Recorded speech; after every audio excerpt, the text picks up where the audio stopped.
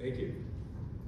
Well, it's a great pleasure to be here today and to share a little bit of this. Some of you have heard a little bit of this story, but not with my partner and our fearless leader, Elizabeth Funk, who's our CEO of DignityMoves.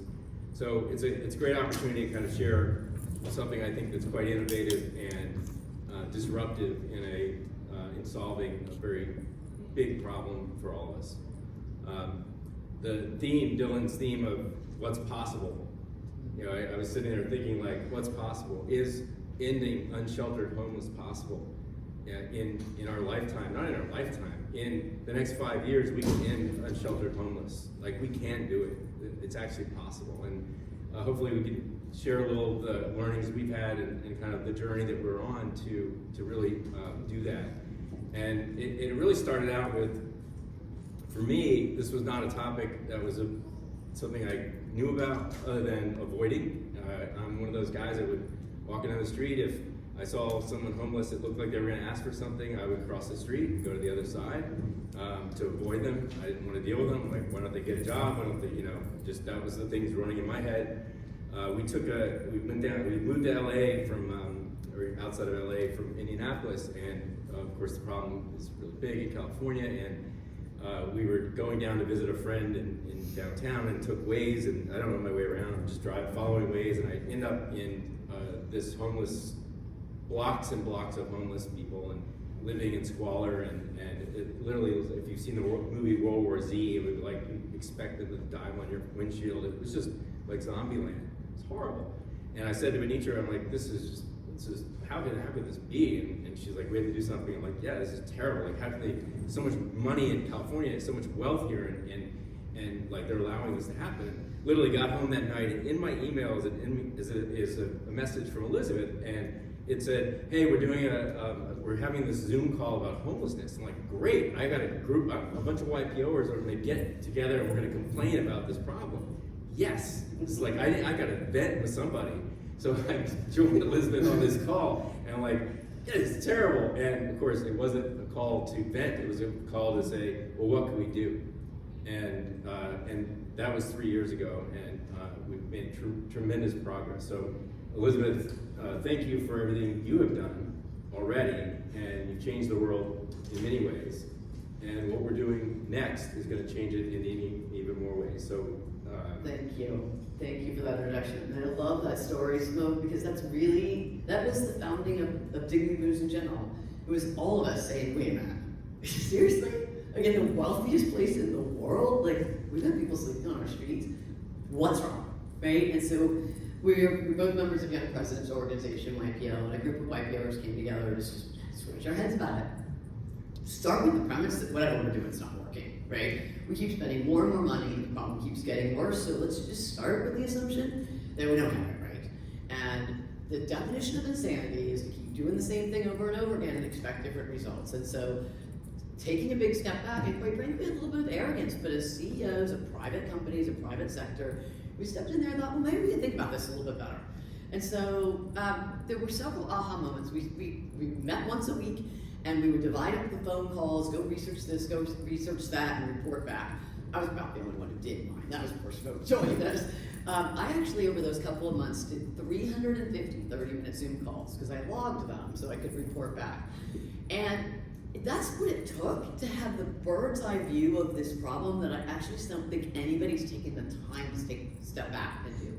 And I'll share a couple of the aha moments that really led to the moment that I was sitting with a glass of wine one night, and I thought, oh my God, I'm gonna have to do this. It's gonna eat at me. So there were a few aha moments that came. One of which is those huge budgets in California and most of our West Coast states, we are dedicated to spending them all on permanent housing. Permanent solutions for somebody. The problem is those buildings are costing us an average of $650,000 per unit, and in big cities like San Francisco, it's over $1 million per unit. I don't know about you, but my calculator doesn't go that high. We are not going to build enough of that permanent housing for everyone. Why are we so obsessed with that being the solution? They'll spend a little bit on shelters, group shelters, where everybody gets a cot, but it's not where we're putting our budgets. Why? Well, first of all, I'm going to be really cynical, but when somebody comes in off of the streets into a shelter, they're still homeless. They're sheltered homeless and unsheltered homeless. They're still homeless, right? And so the city would rather get one person into permanent housing and $1 million than deal with 25 others.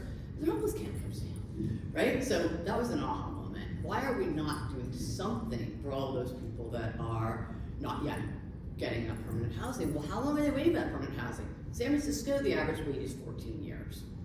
14 years they're gonna wait for that apartment, right? So the next aha moment that I learned was when people first become homeless, the vast majority don't yet have a mental health or drug addiction problem that is debilitating enough to prevent them from being self-sufficient. Less than 10%. They were self-sufficient yesterday, right, when they became homeless. 30 days later, their chances of returning to self-sufficiency are basically gone. 30 days the trauma sets in. One cold night somebody offers you drugs and it's all over. One night of being so terrified. And you think about what happens when you don't sleep. You don't know where your next meal's gonna come from, that trauma. I take it to like, just translate it to like my life. You know, when my boys were younger, we did a lot of backpacking and we did Appalachian Trail and Rocky Mountains and I did Alaska. We did all these great adventures. But a week on the trail with a backpack, sleeping on the ground, and at the end of that week or two, you come off the trail and that first shower and that first meal, that first steak dinner you have, and you're like, oh, I'm human again.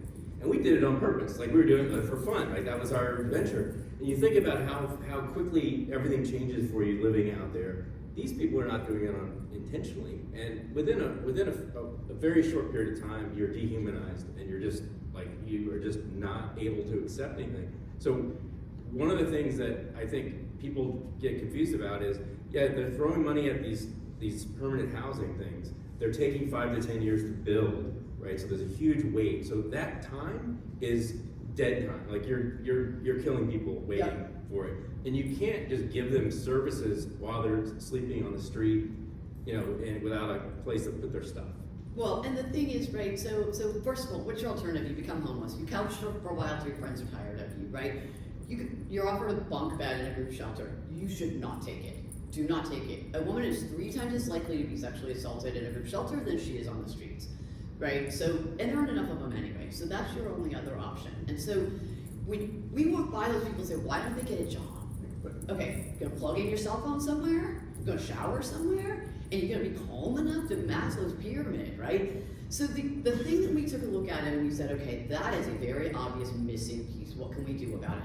We need places where people can have a dignified waiting room while they wait for that permanent housing. And by the way, if we get them indoors quickly, maybe they're not going to need to be on the government-funded housing for the rest of their lives because they can get in and plug in their phone and get some supportive services and some help and maybe be able to solve their problem. We need to be able to do that fast, cost-effectively, so that we can do it at such a scale that we can get everybody indoors and therefore have at least a dignified waiting room for that permanent housing. So how can we build a ton of beds fast? Well, what are the hurdles to building housing? Land is expensive. Okay, great. We'll figure out how to borrow land. We'll just set up these things mobily. Well, but the building codes are so onerous. Hey, FEMA doesn't deal with building codes. This is an emergency. We're gonna use FEMA's building codes, right? Give me another one. Well, but construction cost is so high. Great, prefabricated. So we have prefabricated, relocatable cabins that we can set up on vacant land, and we take the expensive parts out, we share a bathroom and share a kitchen, right? And you have a little dorm room that's the size of my son's dorm room in college. And we can build these things in a couple of months. Literally, a couple of months we can build a community. Our one in San Francisco, $2 million, 70 rooms, 95 souls sleeping there today, and we started in January last year and it opened in March.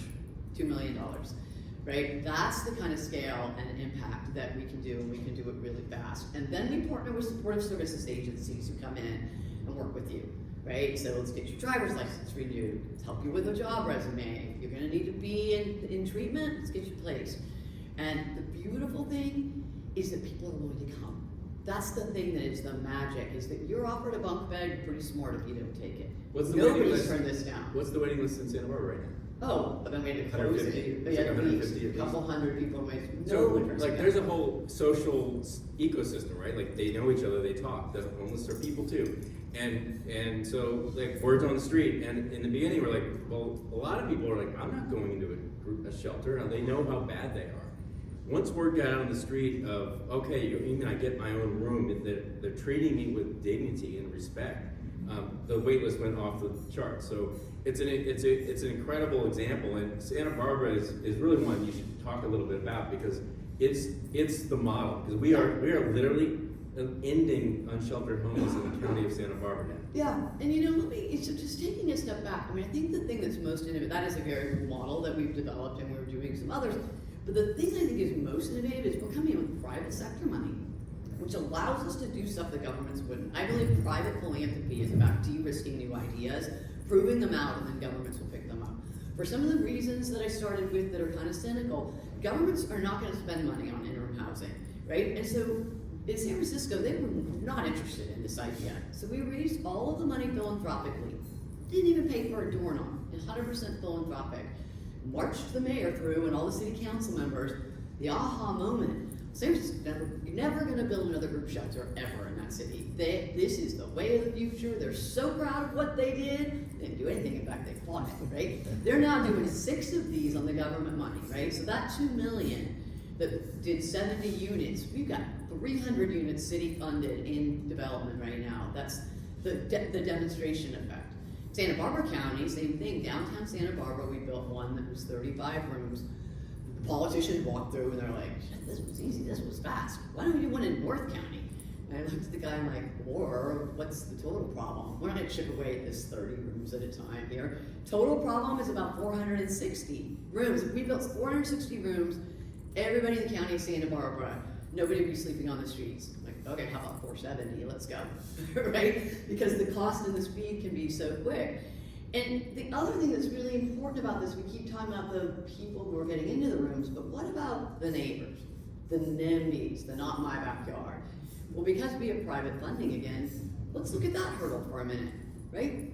So what if you only invited people in the immediate area? So those 5 blocks are the ones that don't have anybody sleeping on the street. Now I'll tell you, the people who are worried about the value and the cleanliness of their community, they're going to be calling in begging, right? The government can't do that, but with private funding. Well, I think the great brought home to me was when we were talking about doing it, the city of Santa Barbara had this little strip of parking lot land that they were going to let us use. And the next door is the Morgan Stanley Wealth Office of Santa Barbara. You can imagine it's high to do. They've got clients coming in there. It's like not something they want a homeless shelter next to them. And they said to us, like, why would we want to do this? Like, you guys, we don't want this in our lot, like next to our building. You know, we're going to fight you. And I think, we took them out on the front steps and we're like, see that person over there? See that person on your steps? See that lady over there pushing that cart? You have homeless on your block. How about if we got them a place that they could live and we did it the right way? And they said, okay, we won't fight you. We'll wait and see. Now they're one of the biggest supporters. Yep. The biggest supporters of the thing because they've seen it work, and it's really powerful. It really is, and I think that the biggest thing that has been missing, when you really look at why are we going to solve this problem, it's not about the space and the cost to build and all that. We can build these things fast and cost effectively. I think the reason is because people have given up. I mean, I really think we've just decided homelessness is just the way it is. It's not solvable. We have absolutely given up. And I think the most exciting thing is we're looking at it going, wait a minute, what? Like, 20 years ago, you would have told me it's not possible to carry a computer on my wrist, but I do, right? I mean, it's not possible. It's not rocket science, it's a box, guys. It's very possible if we just decide to do it. 5 years ago, someone said Dylan's going to go to the bottom of the ocean and to space. You'd be like, yeah, right. Are you kidding me? Right? I mean, it's so possible. This is so easy. It's willpower, and it's us wanting to do it. And I think, back to your leveraging and showing the example. We're leading this charge with this $100 million capital campaign. It's a catalyst fund. And it's not about the $100 million. That's a number, but it's a number that gets us somewhere. And you know what it gets us? It gets us big enough and scalable enough that where we'll get the government to switch in, to lean in. So $100 million, doing it at the cost we're doing it, at the speed we're doing it, will attract $5 to $7 of other private capital to build these local communities. So that's $500 to $700 million in impact. And at $50,000 a unit, which is kind of where we're getting most of these down into installed, that's 10x or 20x less than what the government is spending. So all of a sudden, you show this impact at some scale, and we know this is scalable. We're doing it now with a bunch of communities. It's not hard to see the government leaning in, just shifting a bit. I did the math. if you need about half the number of rooms to serve all the homeless, and right now we have about 600,000 across the U.S., about 160,000 are in California, something like that? Okay, and about 600,000 they think around the country. We need 300,000 rooms, right? So that's $15 billion, is it? Right, $15 billion is what we really need to do that. That is nothing. That is nothing. We can get that easily. So, but we need to do this fund and roll it out in a bunch of communities beyond California and other places that need it desperately, and that includes places like Indianapolis and Denver and Nashville. And I mean, I don't go to a city, I travel all the time, and I don't see homeless impacting it. So we're going to do this in a bunch of cities. We got YPOers that are helping. We got lots of other business people leaning in and families leaning in. And this Catalyst Fund will cause a little bit of nudge in the government spend that will get this thing done, and we will eliminate unsheltered homeless in America in the next 5 years. I really do believe that, and one of the reasons I do believe that is because we really are, I mean, with all due respect to government, it's like, yeah, you guys have been looking at your navel for a long time, so just leave us alone for a minute and let us look at this fresh, right? I mean, I say that a little arrogantly, but it really is, like, if you take a fresh look at this problem, we need lots of beds, but what are the other hurdles? One is, once you get people inside and you get them stabilized and you get them, you know, their current ID and all that, how are they going to really return to self-sufficiency? Right? What do they put on their resume? Professional street sleeper, right? Jumping from this side of the river to that side of the river to self-sufficiency is too big of a hurdle for people. We need to put a rock in the middle of it. Let's start employing some of these people, right? Let's get an employment agency that's going to vet them, drug test them, get them 6 months working for us, get them back on their feet and resume right. So we're starting programs like that. What are the other hurdles? I'll tell you, one was a big aha moment. Most small, medium-sized cities have half of 1% responsible for their homeless strategy. The person's usually also responsible for COVID and wildfires. Of course, they're not thinking strategically about homeless solutions, right? So we're gonna start writing city strategic plans. We're working on one in Norwalk right now, and I'll tell you, it starts with the problem is ended and works backward. And we're gonna templatize that. Give me another hurdle, right? Because these hurdles aren't insurmountable, but governments aren't known for innovation, right? It needs us to go in and say, wait a minute, there's actually an easy answer. Let me show you, right? And just that, it's audaciousness and optimism. It's really what's that's the secret sauce. With that, you spread it around a little bit. This thing's gonna get solved fast. So, you know, I think one thing on the outcomes. You know, just in our short life, you know, we have a couple hundred rooms that are serving people. We've had now quite a few people that have come in and graduated. You know, about a third of what we're seeing graduates are reconnecting with family in some way, right? They couldn't talk to their family, but they reconnect because now they're on their feet and able to even make that phone call and have a conversation. About a third are getting back, they're able to get back and work and get into some kind of more permanent situation. And about a third need more time and more help. So like this is actually, like we're actually not just housing them, they're moving on. Like this is just lifting them off the street, getting them off onto their feet and giving them a safe place to heal and then get to the next step. So it really is magical and working and we're doing it. So, you know. Yeah, and you know, it's funny because in homelessness systems, most of the organizations count their metric of success is what % moved on to permanent housing, right? So in that model, the success would be that people come to DignityMoves and they get the heck out fast, right? It's not my model, actually. My success is their vulnerability, right? What condition were they in when they came and what condition are they in now? And if they are thriving, I actually don't care how long they stay, within reason. Things not gonna be there forever. We're borrowing land for 5 years, usually, so. But like, I'm not trying to kick them out fast. I want them thriving, right? And so literally doing assessments of, have they connected with family? Are they sleeping 8 hours? Are they in the mood to look along online college courses, right? Are they finally getting a checkup? That's success, right? Not can they get the heck out of here fast? Because honestly, a lot of them don't want to have their own apartment and it wouldn't be healthy for them, right? Going off by yourself in your own studio apartment actually increases depression and increases suicide rates if people aren't ready. And somebody literally told me, make me take that $1 million apartment, you're gonna have to put me on suicide watch. I'm not ready. I wanna be here in my own cabin community. It's kind of like college dorms. Now you share dining room, that's part of it, right? So I'm not anxious for them to necessarily move on to permanent housing. I just want them well. Yeah. Well, why don't we open it up and see if there's some questions? Yeah. I'm curious, given the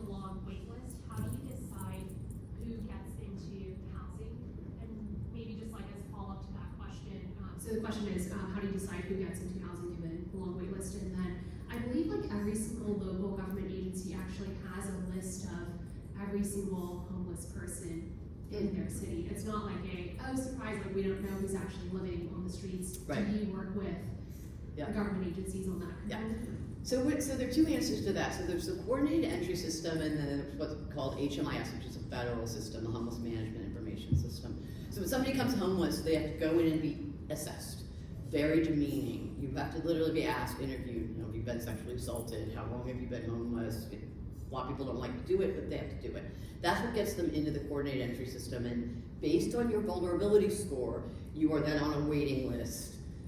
So if you're not that vulnerable, you're probably never going to get into housing. You're 10, 15 years, right? And so there's perverse there already, but that's what, if you're going to have government funded housing, it's based on the priority of the acuity in that listing. Homeless Management Information System is shared federally, and they are tracked and in and out of hospitals and law enforcement and all the rest, so they do track and know where they are. So who gets to come in? If it's government funded, it is by law who's next on your coordinated entry, and that is done by county, which means anybody in the county gets imported. And if they don't like the shelter and they get kicked out, they're now starting to sleep on the streets in front of my city, and I've imported the problem, right? And so there's very valid reasons to be resistant to that. With our private capital, the first thing we did is said, people sleeping in the immediate area are going to get prioritized. They're still going to be assessed, and a single woman who's been sexually assaulted is not going to be in a site with men. And, you know, those kinds of things. But we have a lot more flexibility, and then we can also tailor. So let's do one for youth, right? Let's do one for single mothers.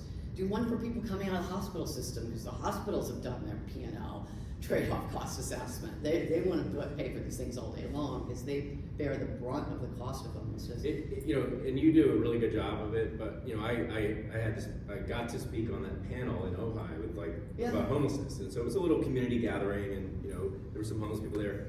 It was quite eye-opening, and there was a bunch of people that were part of different organizations that were trying to work on this issue, and you know, I left there. I talked to Elizabeth about it. I left there like, okay, there's all these people that they really do care. Like they really want to solve this, but they're like in this cage, you know, on a hamster wheel, like going after like food, you know, drops of liquid sugar, which is like the government doling out like these programs, and they don't have a choice. They have to kind of go for these. That's how the funding is. It's all fragmented. They're applying for this, applying for that, and we're not doing that. We access all the, you know, grants and everything. But they don't have a way to look at this thing holistically like we've done. And so this is really a disruptive model. I mean, make no mistake, this is, you know, it's overused, but this is Silicon Valley takes on homelessness. I mean, the way we're doing it is disruptive, and you know, it's created some challenges. You know, some of the existing ecosystem, the homeless industrial complex, if you will, have lashed out and fought us, and you know, kept us out of LA for a couple of years, and which we're now solving. But you know, there's billions of dollars that have gone into this, and that's the first question that I get when I talk to people. They're like, well, how would my $1 million make a difference? And you know, I had to ask that with our family, like when we leaned in and said, all right, we're gonna lean in and do this, and you know, how does my money make a difference? And when I think California has spent 18 or 19 billion dollars on homelessness, and the problem is worse than ever. Well, we're not doing it the way they've been doing it. We're not doing it the same way. What we're doing is completely different. We're doing it in a disruptive manner that is about getting them off the streets so that they can heal and get to the next step. And so this is actually the most important money. It doesn't matter how much they spend. It's water under the bridge. This is about demonstrating that the next 15 billion should go into this, and we could literally get them all off the streets and give them a chance. No, it's very much about the demonstration effect, and I think that one of the eye-opening things for me was literally the Coalition for Homelessness in San Francisco. The executive director sat me down and she said, I'm going to be clear with you. Your success is my worst nightmare, and I'm going to do everything I can to make sure you don't succeed. That's the fierceness that we get from the, like, it's undignified for someone to not have their own apartment and their own, you know, you're distracting resources from what the real solution is, which is permanent housing. I said, have you asked them lately? Like, they're telling me that's not even what they want. Like they're so set in those ways. And so us to come in and say, well, actually, that's fine, but we're going to do it differently is pretty powerful. What's the pathway for, first of all, thank you for doing this. What's the pathway for the third of folks that don't have a short-term journey, that they need more help? Yeah, so They there's stay with you guys what for you're years, moving on what to, do you when we do? talk about the $1 million unit, that's what's called permanent supportive housing. And so if somebody really can't take care of themselves, that's what society's for, it is why we pay our taxes, that we take care of them, and you get a permanent supportive housing unit that you are in until you die. You have the right to be there, and it is supportive, so there's care for you. So what I believe is wrong is that our cities have assumed that when somebody first becomes homeless, they're on the wait list for that permanent supportive housing. I find that demeaning, actually, that we've given up on them that fast. But that's for about 1/3 of people who will need to be cared for by the government for the rest of their lives. My goal is to reduce demand for permanent supportive housing. Yeah, and the other, Mark, the other thing with this is, I guess this was before, we were all, not old enough to be part of it, but like in the 80s, they blew up all the mental health centers that were existing all over the place. And apparently there were lots of abuses, and the only thing I know is the movie that went through the cuckoo's nest or whatever. Yeah. But they were like didn't lots of replace them with problems, anything. but they didn't replace them with anything. So there is a real problem with like people with severe problems that are just stuck, right? They're stuck out there. But we still need to get them off the street, right? We need to get them sheltered. We need to get them, and then they're going to be better than they would on the street, no matter what, if you get them in some kind of place. And that third is kind of idealistic, because you gotta be practical about people who are on our streets today. Today, those people have all been there a while. 1/3 of those are not gonna become self-sufficient, right? Let's just be clear. Those are all gonna need permanent supportive housing of some sort, or care by their family. And I'm obviously overgeneralizing the ones who fell into this recently, but there's a backlog of that. But in a steady state of people, if we're really caught up, most people who become homeless, I have estimates that it's north of 80% can return to self-sufficiency with, if you catch them early with some enough, help. right? Yeah. If you catch them early Yeah, enough. north of 80% can return to becoming taxpayers. Some portion of them will reunite with family and eventually become taxpayers, or certainly have long, there's an apology in there somewhere, or somebody's gotta be forgiven for something, but that can be an exit. Question in the back there. Yeah, agreed, thank you, this is amazing. A lot of what you've said are, certain aspects of what's making this successful is the fact that you are private and that it's not public, but yet the goal is sort of to demonstrate so that the public will replicate. So is there some concern that if the public, if the government does try to replicate, that they're gonna lose some of those very elements you're able to do by virtue of being private, and therefore won't be able to scale this? Well, San Francisco, our project cost us $32,000 per unit. If you take the whole $2 million and divide it by the 70, and the city's like, God, it's the best thing we've ever done. Let's do these ourselves. So they've got one planning right now, and their budget just was published $96,000 per unit. Seriously, guys? Their Department of Public Works, they're like, we can do this ourselves. Yeah, okay. So, yes, they're watching it in that sense, but at least they're trying, and they'll probably come back to us and say, hey, by the way, you guys do this for us. And so so the answer is absolutely, they're gonna screw it up. But if they put 20 billion, they may have to spend 25 billion instead of 15 billion that we could spend if we were doing it. But that's okay. Yeah. There's gonna be, it's not okay. Like one part of me is like, I wanna go like root out all that waste. But look, that's the Pentagon wastes that, like they sneeze that in an afternoon, like wasting. So come on, let's go solve this. There's another answer to that. So for instance, Governor Newsom has announced that he's gonna put 1,200 tiny homes down in Sacramento and whatever, right? And he will send them the little kits and let them do it themselves. You can imagine how well that's gonna go, right? And so, but Department of General Services is gonna assemble them. Well, I've talked to all 4 of those cities now, and I said, you know what, why don't you let us be icing? You guys let General Services do it, but I'll just come in and get volunteers to decorate it. We get families to do adopt a room. They go to Bed Bath & Beyond and go buy the pillows, and the kids get to, let me bring the families to decorate, let me get some volunteers, let me help you with a little extra philanthropy for landscaping, let's do a little icing. What I really want to do is be there to coach them, right? So we'll make ourselves available.